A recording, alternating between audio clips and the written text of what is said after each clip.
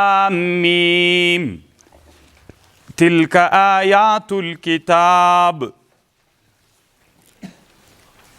والذي أنزل إليك من ربك أغت نازل سوي تعتل طرف دربنا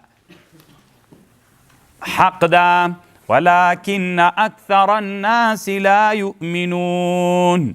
أكثر د خلقو ایمان لري پی طالبانو دلته علامه شهاب الدین علوسی رحمه الله یو خبره کړي وی دی آیات نه بعض علما استدلال کوي په دې استدلال کوي چې قیاس حجت او دلیل نه ده یعنی قیاس چې دا حجت او دلیل نه ده نو هغوی داسې وایي چې دا خو ما انزل الله ده والذي انزل الیک من ربک الحق هغه چې تا ته د رب طرف نه نازل سوی دا حق ده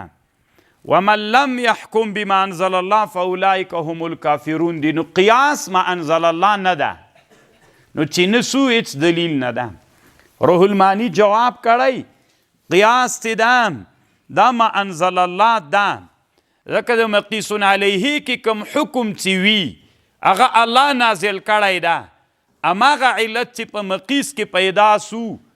نو د امغه علت په وجه باندې حکم لمقیس علیه نه مقیس ته راغی او دام قرآن ویلي فاعتبروا یا اولی الابصار